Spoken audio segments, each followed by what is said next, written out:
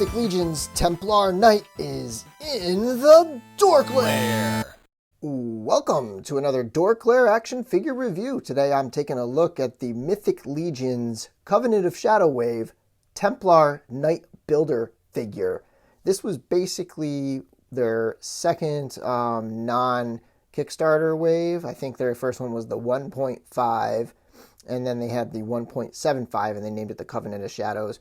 And I mostly bought this figure, interestingly enough, because I wanted extra knight arms and extra knight legs, because I had ordered this other knight, which maybe I'll review some other time, but I had ordered the knight deluxe builder, and it came with so many parts that you could build almost a second figure, except you just didn't have an extra arms and legs. It even had a second torso. So it basically came with enough to build multiple figures. You just needed arms and legs. So part of the reason why I bought the Templar Knight was to get extra parts to build a second knight. So, but I have it currently set up in its original form, like the way it came in the package to do the review, so that it's like straight out of the package. And the reason why I'm focusing on this particular figure right now is because it is part of the All-Stars 2.0 wave, and that's a wave that is going to drop very soon. So there will be an in-stock sale at some point in the spring, maybe early summer, where you'll be able to actually pre-order this figure for $22, basically. Like it's currently on Big Bad Toy Store. You could order it there, but they have their typical markup. I think it's $39.99 there. But I figured I would try to put in some reviews of things that are going to be coming out soon, and just to give people a heads up and give them some decision-making help for if they want to order some of that in-stock stuff in the springtime. This figure comes in a standard Mythic Legions package.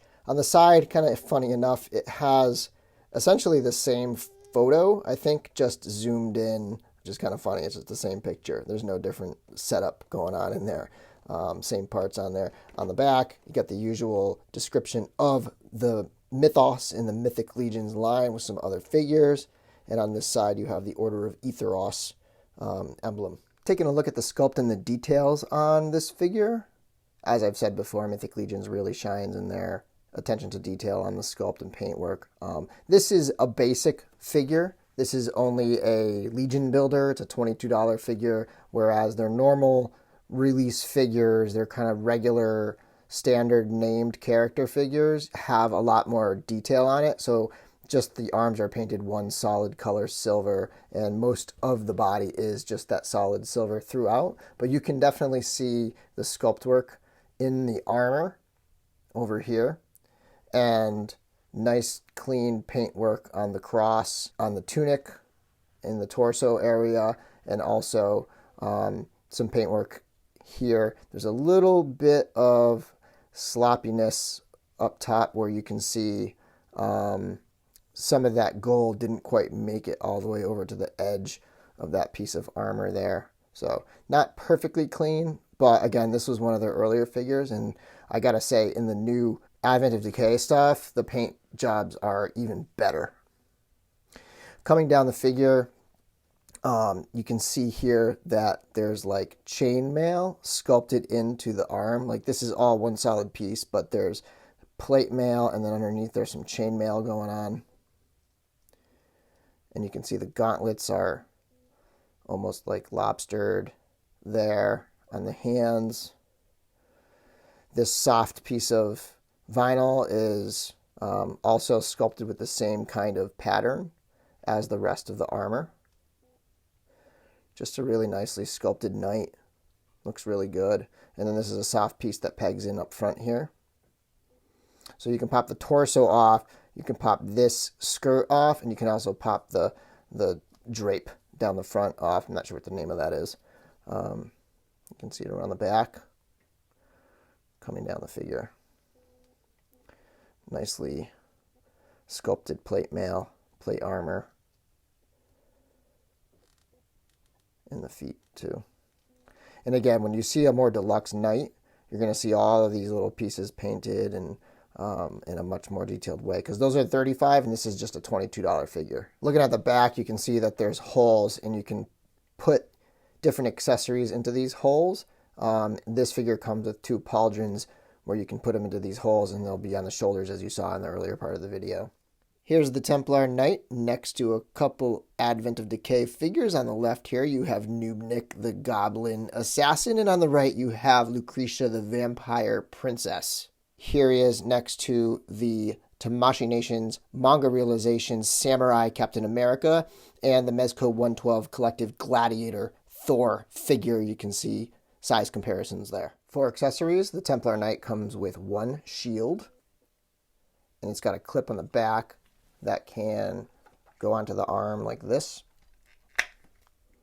Comes with two weapons, the first of which is this regular sword, silver blade, and then a gold painted hilt. And also comes with this spear, halberd, I guess.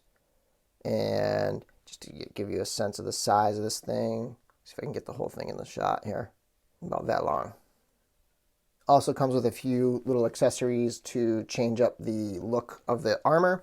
So these two shoulder pieces can pop right onto these holes in the back.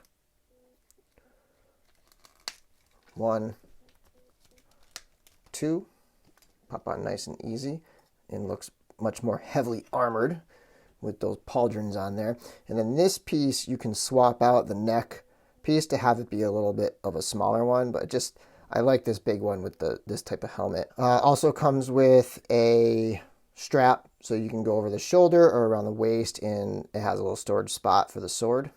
And finally, the Templar Knight comes with this banner that you can hold in his hand, and you can see the back there. And then there is an extension piece, so you could pop this piece off and add the extension and give it even more height if that's what you really want.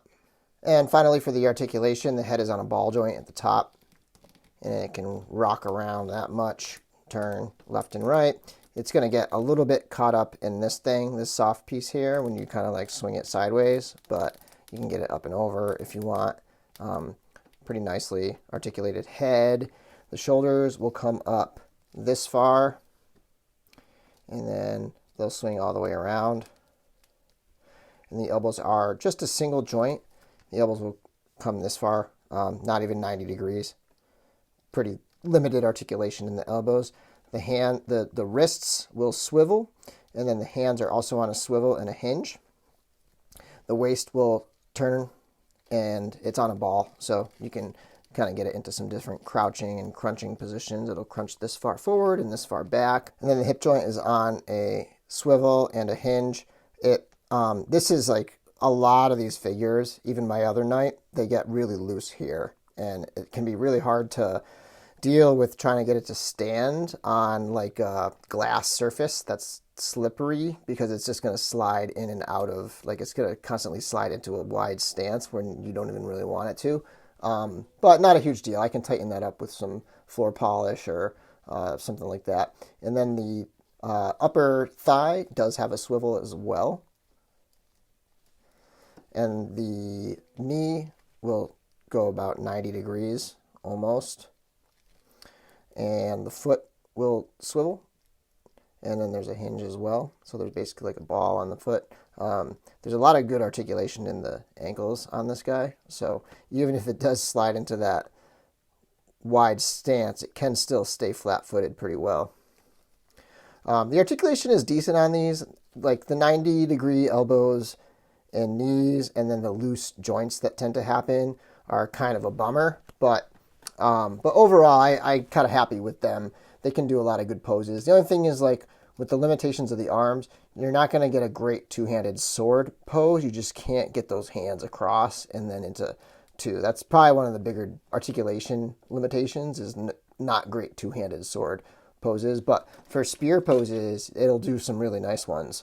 So, it's not a complete loss when it comes to articulation. I think there's some good parts and also some limitations. So overall, this is a really cool figure. I love the fact that you can mix and match, and I can take this figure and I can mash it up with the Deluxe Knight and put all the various different accessories and create these, different unique characters. It's just a fun feature of this line. Really cool figures. Again, this figure is going to be releasing, like the pre-orders are already out there, and the release is going to be this springtime at some point. So these will go in stock, and Four Horsemen will have an in-stock sale on the on this one and a bunch of others. So keep an eye out for that. Follow DorkLair on Instagram and Twitter if you want to, be apprised of those things. You can also get the Four Horsemen. They have like a newsletter, and they're really good with their in-stock sales. Like, they'll give you plenty of heads up ahead of time, and you'll know exactly when you need to log in. And, you want to be there right when it happens, because some things do sell out, but overall, it's a pretty good experience. Thanks for watching. Be sure to check out my other videos, like my review of plenty of other Mythic Legions figures and the DorkLair Collecting Podcast, and may the Force be with you.